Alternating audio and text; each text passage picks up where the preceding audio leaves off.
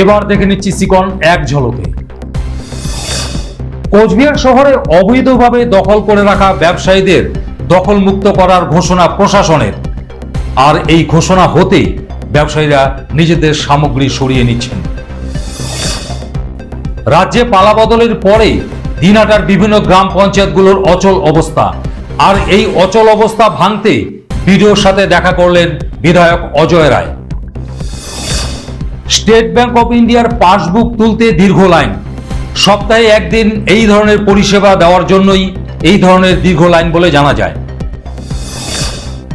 সরকারি কার্যালয় থেকে সাপ উদ্ধার, মাথাভাঙা মহকুমা শাসকের করণে এই ধরনের ঘটনায় চাঞ্চল্য, পরবর্তীতে সাপটিকে উদ্ধার করা হয়।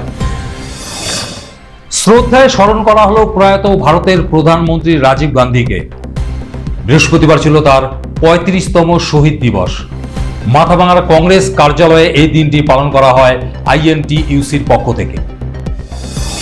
কোচবিহারের রেল পরিষেবাকে আরো উন্নত করার দাবি নিয়ে উত্তর পূর্ব সীমান্ত রেলওয়ে আলিপুরদুয়ার ডিভিশনে স্মারকপত্র দিল নাগরিক অধিকার রক্ষা মঞ্চ।